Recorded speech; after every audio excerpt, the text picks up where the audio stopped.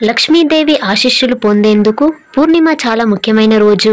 ఆశ్వీజ మాసంలో వచ్చే పూర్ణిమకి ప్రత్యేక ప్రాముఖ్యత ఉంది. కోజాగిరి పూర్ణిమగా పిలుచుకునే ఈ పవిత్రమైన రోజునే లక్ష్మీదేవి భూలోకానికి వచ్చిందని, భక్తులందరినీ అనుగ్రహిస్తుందని విశ్వసిస్తారు. అయితే ఈ సంవత్సరం కోజాగిరి పూర్ణిమ ఎప్పుడు వచ్చింది, దీని విశిష్టత ఏంటి, ఆ రోజు ఎలాంటి ప్రత్యేకమైన విధి విధానాలు పాటిస్తే లక్ష్మీదేవి కటాక్షం కలుగుతుందో ఈ వీడియోలో తెలుసుకుందాం. శరత్ పూర్ణిమను అనేక పేర్లతో పిలుస్తారు. వాటిలో కోజాగిరి పూర్ణిమ, రాస పూర్ణిమ, కుమార పూర్ణిమ, నావన్న పూర్ణిమ, కోజాగ్రత్ పూర్ణిమ, కౌముది పూర్ణిమ అని ఉన్నాయి. ప్రతి ఒక్కటి విభిన్న సాంస్కృతిక వివరణలు మరియు అభ్యాసాలను ప్రతిబింబిస్తాయి. 2025 అక్టోబర్ 6వ తేదీ సోమవారం నాడు ప్రకాశవంతమైన పూర్ణిమను చూడవచ్చు. మధ్యాహ్నం 12:23 అక్టోబర్ 6వ తేదీన పూర్ణిమ తిథి ప్రారంభమవుతుంది. అక్టోబర్ 6వ తేదీన సాయంత్రం 5:33 చంద్రోదయ సమయం మొదలవుతుంది. అక్టోబర్ 7వ తేదీన 9:16 పూర్ణిమ తిథి ముగుస్తుంది. శరత్ పూర్ణిమ వర్షాకాలపు ముగింపు మరియు శీతాకాలపు పంట ప్రారంభాన్ని సూచిస్తుంది. ఈ రోజున చంద్రుడు 16 దశలుగా ప్రకాశిస్తాడు. ఈ సంఘటన రాత్రిని సమృద్ధిగా విశ్వశక్తితో సుసంపన్నం చేస్తుంది. ఈ రాత్రి చంద్రుని కిరణాలు శరీరాన్ని నయం చేసే, చైతన్యం నింపే ప్రత్యేకమైన శక్తిని కలిగి ఉంటుంది. క్షీరాన్నం తయారు చేసి చంద్రుని శక్తిని గ్రహించడానికి చంద్రకాంతిలో వదిలేయడం, తరువాత మరుసటి రోజున ప్రసాదంగా సేవించాలి. చంద్రకిరణాలు వైద్యం చేసే లక్షణాలను కలిగి ఉంటుంది. ఆరోగ్యం మరియు శ్రేయస్సును ప్రోత్సహిస్తుంది.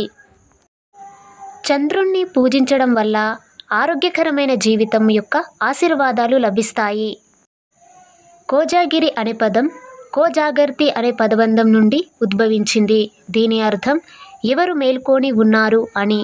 రాత్రంతా మేలుకొని లక్ష్మీ పూజ చేస్తూ ఆధ్యాత్మిక సాధనాలు చేసే భక్తులకు లక్ష్మీదేవి తన ఆశీర్వాదాలు ప్రసాదిస్తుంది.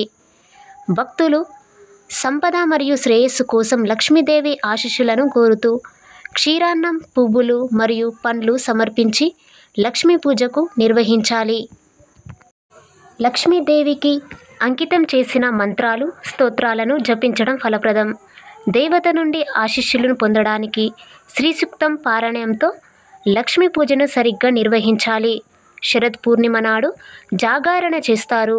లక్ష్మీదేవి రాత్రిపూట తన ఇంటికి వచ్చి తమను శ్రేయస్సుతో ఆశీర్వదిస్తుందని నమ్ముతారు. రాత్రంతా భక్తులు హారతులు, భజనలు మరియు దేవత స్తుతులు పాడుతారు. మహాలక్ష్మి విగ్రహం లేదా చిత్రం పటం ముందు ఒక కలశాన్ని సిద్ధం చేసుకోవాలి. దానికోసం ఒక రాగి కలశాన్ని తీసుకొని నీటితో నింపాలి. కుండ మెడ చుట్టూ ఎర్రటి దారం కట్టాలి. కుంకుమతో కుండపై స్వస్తికను గీయాలి. తర్వాత మహాలక్ష్మి కోసం ఒక మంత్రాన్ని జపించి నైవేద్యంతో పాటు హారతి ఇవ్వాలి. లక్ష్మీ శ్రీ గణేశ యంత్రాన్ని పూజించడం వల్ల జీవితంలో శుభము మరియు సంపదను తీసుకువస్తుంది. లక్ష్మీదేవి పురాణ గాథ ప్రకారం సముద్ర మథనం నుండి ఉద్భవించింది. విష్ణువి అర్ధాంగిగా నిలిచింది. జీవితంలో సాధించాల్సిన లక్ష్యాలకు దేవత లక్ష్మీదేవి. కాబట్టి ఈ రోజున లక్ష్మీదేవికి అంకితం ఈ పండగ. శరత్ పూర్ణిమ నాడు రవియోగం ఏర్పడుతుంది. ఈ యోగ సమయంలో విశ్వరక్షకుడైన శ్రీకృష్ణుని కూడా ఈ రోజున భక్తితో భక్తులు పూజిస్తారు. బృందావన ప్రాంతంలో శరత్ పూర్ణిమను రాస పూర్ణిమగా జరుపుకుంటారు. పురాణాలు శ్రీకృష్ణుడు తన మంత్రముగ్ధమైన వేణువుతో గోపికలను చంద్రకాంతి ఆకాశం కింద ఒక దివ్య నృత్యానికి ఎలా ఆహ్వానిస్తాడో వివరిస్తారు. ఇది ఆధ్యాత్మిక ఐక్యత మరియు శాశ్వతమైన దైవిక ప్రేమను మరియు భక్తికి ప్రతీకను సూచిస్తుంది. ఈ దివ్య నృత్యంలో పాల్గొనడానికి శివుడు గోపేశ్వర మహాదేవుని రూపాన్ని ధరించాడు. శరత్ పూర్ణిమను పంటల పండగగా జరుపుకుంటారు. కాలం యొక్క సమృద్ధిని మరియు వ్యవసాయ వర్గాల కృషిని గౌరవిస్తాయి. కోజాగిరి పూర్ణిమ వ్రత కథలు ఉన్నాయి. ఈ వ్రత కథ గురించి ఈ కథనంలో తెలుసుకుందాం. పురాతన కాలంలో ఒక వ్యాపారికి 2 కుమార్తెలు ఉన్నారు. ఇద్దరు ప్రతిరోజు విష్ణువుని పూజించారు మరియు పౌర్ణమి ఉపవాసం పాటించారు. అయితే చిన్న కూతురు పూర్తి ఉపవాసం ఉండలేకపోయింది. దీని కారణంగా పుణ్య ఫలితాలు లభించలేదు. మరోవైపు పెద్ద కూతురు ఉపవాసం యొక్క పుణ్యం కారణంగా పుత్ర సంతానం లభించింది. పూర్ణిమ ఉపవాసం నిరంతరం పాటించడం ద్వారా చిన్న కూతురికి కూడా పుత్ర సంతానం కలిగింది. అయితే ఆ బిడ్డ ఎక్కువ కాలం జీవించలేదు. ఒకరోజు చిన్న కూతురు తన బిడ్డ కోసం దుఃఖిస్తూ కూర్చున్నప్పుడు తన అక్క వచ్చింది. ఆ సమయంలో ఆమె కొడుకును కోల్పోయిన దుఃఖంలో ఉంది. ఆ క్షణంలోనే చెల్లెలి కొడుకు అక్క దుస్తులను తాకడంతో తిరిగి బ్రతికాడు. ఇది చూసిన చెల్లెలు చాలా సంతోషంగా ఉండి ఆనందంతో ఏడవడం ప్రారంభించింది. అప్పుడు అక్క పూర్ణిమ ఉపవాసం యొక్క మహిమను చెప్పింది. అప్పటి నుండి తన చెల్లెలు నిర్దేశించిన ఆచారాల ప్రకారం పూర్ణిమ ఉపవాసం ఆచరించింది. అప్పుడు ఆమె ఇతరులకు కూడా ఉపవాసం పాటించమని సలహా ఇచ్చింది. అప్పటి నుండి పూర్ణిమ తిథి నాడు ఉపవాసం పాటిస్తారు. శరత్ పూర్ణిమ ఉపవాసం ఆచరించడం ద్వారా జాతకంలో చంద్రుడు బలవంతుడవుతాడు. జాతకంలో చంద్రుడు బలంగా ఉండటం వల్ల వ్యక్తి ప్రతి పనిలోనూ విజయం సాధిస్తాడు.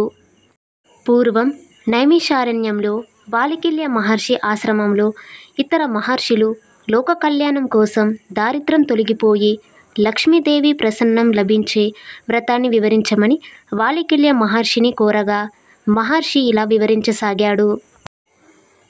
పూర్వం మగధ దేశంలో వలితుడు అనే బ్రాహ్మణుడు నివసిస్తూ ఉండేవాడు. వేదాంగాలు చదివిన వలితుడు గొప్ప పండితుడు, భక్తుడు. కానీ అతను కటిక పేదవాడు. వలితుని భార్య చండికి బంగారం పట్టు వస్త్రాలు సమకూర్చడం లేదని వలితుడి మాటలను ధిక్కరించి అతని మాటకు వ్యతిరేకంగా పనులు చేసేది. స్నేహితుడైన గణేష్ వర్మ వలితుడి బాధ చూసి ఆలోచించి, నీవు ఏ పని చేయించుకోవాలన్నా దానికి వ్యతిరేకమైన పని చెయ్యమని నీ భార్యకు చెప్పు. అప్పుడు ఆమె నీకు అనుకూలమైన విధంగా పనిచేస్తుంది. కాబట్టి నీ పని జరుగుతుంది అని సలహా ఇచ్చాడు. కొంతకాలానికి వలితుడి తండ్రి శ్రద్ధకర్మ వచ్చింది.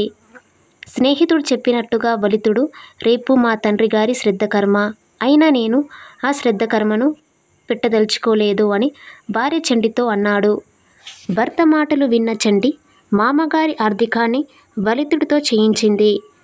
అన్ని సవ్యంగా జరుగుతున్నాయనుకున్న సంతోషంలో ఏమరుపాటుతో వలితుడు భార్యతో పిండాలను నదిలో పారేసి రమ్మని చెప్పాడు. వెంటనే చండి పిండాలను ఊరిలో ఉన్న కాలువలో పడేసి వచ్చింది. భార్య చండి చేసిన పనికి వలితుడు మనస్సు విరిగిపోయింది. ఎప్పుడైతే మాత లక్ష్మి నా మీద కృప దృష్టి కలగకపోతే అప్పటి వరకు ఈ దట్టమైన అరణ్యంలో నివసిస్తూ కందమూలాలను ఆహారంగా తీసుకొని ఉంటాను, అప్పటి వరకు గృహానికి రాను అని వలితుడు ప్రతిజ్ఞ చేశాడు.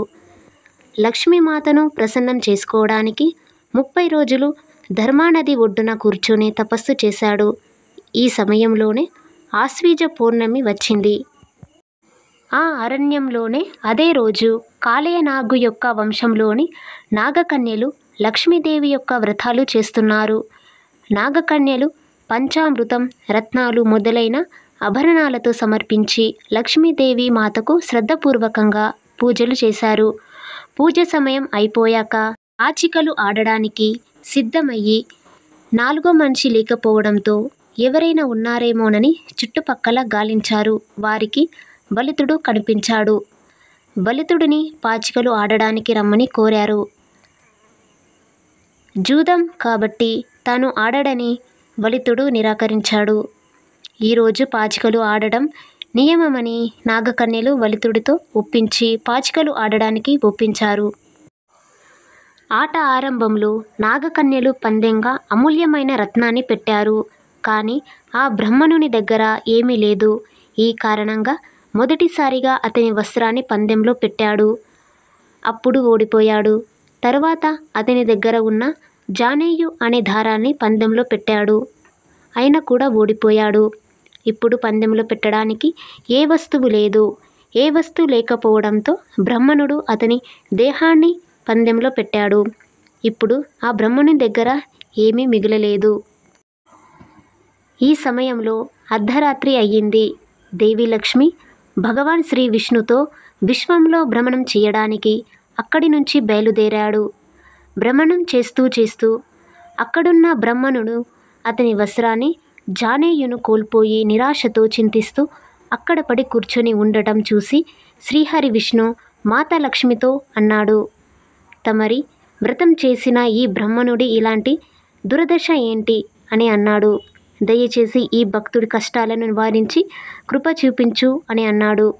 మాటలు వినడంతో ఆ బ్రాహ్మణుడిపై కృపా దృష్టి చూపించడంతో అతని సమస్త దారిద్ర్యం నష్టమైపోయింది. లక్ష్మీమాత కృప చూపించడంతో వలితుడి రూపం కామధేనువులా సమానమైపోయింది.